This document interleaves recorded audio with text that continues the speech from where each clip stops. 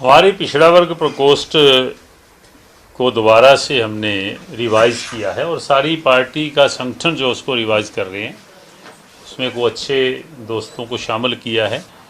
उन सभी से एक मीटिंग की है और चर्चा भी की उनके साथ कि आगे कैसे बढ़ाना है पार्टी को, क्या क्या जिम्मेवारियां हैं, और नियुक्ति पत्र भी उनको सौंपने का काम किया है।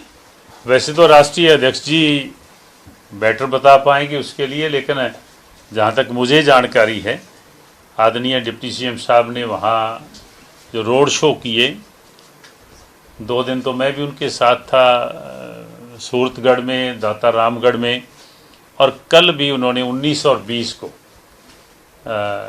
कोटपुतली और भरतपुर में बहुत ही सक्सेसफुल रोड शो किए हैं। बहुत अच्छा रिस्पांस है और लगभग 25 से 30 सीटों पर पार्टी वहाँ अपनी भागीदारी डालना चाहती है और मैं मान के चलता हूँ अच्छे परिणाम रहेंगे।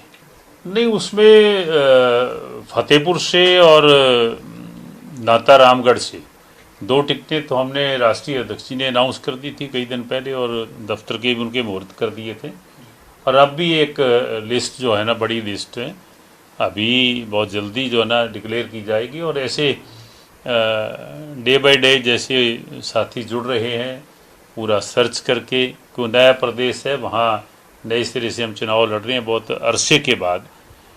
हालांकि पार्टी के लिए नया नहीं है, आदरणीय जननायक ने वहाँ से मेंबर ऑफ पार्लियामेंट बन के उप प्रधानमंत्री बनने का काम किया था और वहाँ से हमारे राष्ट्रीय अध्यक्ष भी 2 बार नौर से, दाता रामगढ़ से सेवाएं दे चुके हैं, विधायक रहे हैं। तो मैं मानता हूं कि पार्टी को बहुत अच्छा रिस्पांस मिलेगा।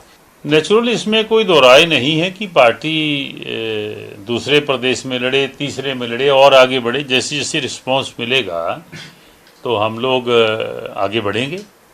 देखिए, वो आज नहीं कह रहे, चौधरी वीरेंद्र सिंह तो डे 1 से ये बात कहते आ रहे हैं कि जैसे उन्होंने कोई फैसला निर्णय करना हो, और वो तो उनकी बात को कितना की गंभीरता से को लेता है। तो आपने देखा ही होगा कि उन्होंने तो चैलेंज कर दिया अपनी ही पार्टी को, जिसमें उनका बेटा मेंबर ऑफ पार्लियामेंट है, कि या मुझे रखें या दूसरे किसी को रखें। ये बात नहीं हुआ करती।